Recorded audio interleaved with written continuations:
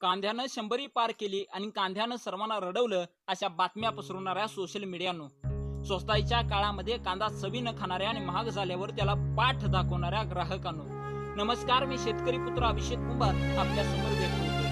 खर तर आज आभाळ फाटले आणि स्वतःच्या मुलागत जपलेलं सोन्यासारखं पीक डोळ्यासमोर नष्ट झाले. खर तर एका बाजूला ओला दुष्काळ तर दुसऱ्या बाजूला कोरडा दुष्काळ, एका बाजूला गारपीट तर दुसऱ्या बाजूला वादळ, हे सगळे सोसून सुद्धा आम्हाला पिकं उभा करावी लागतात. ज्यावेळी शेतामध्ये राबून काबाड कष्ट करून हातातोंडाशी आलेलं पीक डोळ्यासमोर नष्ट होतं, त्यावेळी मात्र स्वतःचं पोर डोळ्यासमोर मेल्याचा भास आम्हाला होतो. खर तर सावकाराची बँकांची कर्ज काढून ज्यावेळी आम्ही बियाणं विकत घेतो, त्यावेळी मात्र त्या बियाणाचा दर उच्चांकी असतो. औषध दुकानातून औषध विकत घेतो, त्यावेळी त्या औषधाचाही दर उच्चांकी असतो. मग हे बियाणं आणि औषध वापरून आम्ही शेतामध्ये पीक पिकवतो, त्यावेळी मात्र त्या पिकाचा दर कमी का असा प्रश्न आम्हाला भेडसावायला लागतो. खर तर एका बाजूला इंसानी संकट तर दुसऱ्या बाजूला आसमानी संकट, एका बाजूला बियाणं उगवतच नाही तर दुसऱ्या बाजूला हातातोंडाशी आलेलं पीक डोळ्या देखत नष्ट होतोय. एका बाजूला नकली बियाणं तर दुसऱ्या बाजूला नकली औषध, हे सगळं सोसून सुद्धा आज इथला शेतकरी उभा आहे. ज्यांच्या संकटाला अंत नाही, कष्टाला सीमा नाही, तो म्हणजे शेतकरी.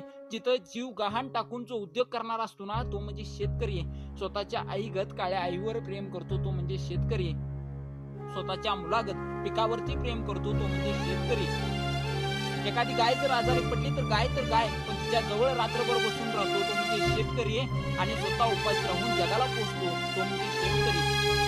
तर यावर्षी सगळं व्यवस्थित चाललं होतं. पाऊस सरासरी पडत होता, सुगीही जोरात आली होती आणि ह्या वर्षीची दिवाळी आनंदात साजरी होणार अशी स्वप्न इथला शेतकरी रंगवत होता. पण हे सगळं इथल्या पावसाने हिसकावून घेतलं आणि हातातोंडाशी आलेलं पीक डोळ्या देखत नष्ट झालं. या वर्षी दिवाळी तर सोडा, पण दिवाळी अगोदर मात्र दिवाळ मात्र आमची नक्की निघाला. पण अरे कर्जात जन्मलो आम्ही कर्जात नदीवर जाऊ, कर्जात जन्मलो आम्ही कर्जात नदीवर जाऊ, जमिनीवरच्या कर्जाला स्वर्गातून आम्ही देऊ, जमिनीवरच्या कर्जाला स्वर्गातून आम्ही देऊ. इतका दिलदार मनाचा शेतकरी राजा, पण त्याला आज उभा करण्याची खरोखरच गरज आहे. मग इथल्या शेतकऱ्याला समृद्ध करण्यासाठी आपण काय केलं पाहिजे? महाराष्ट्रामध्ये सरसकट पंचनामे करून तात्काळ आर्थिक मदत केली पाहिजे. महाराष्ट्रामध्ये ओला दुष्काळ जाहीर करण्यात आला पाहिजे. आणि इतकंच नाही तर स्वामीनाथन आयोग, मार्शल प्लॅन सारख्या संकल्पना त्या लागू करण्यात आल्या पाहिजेत.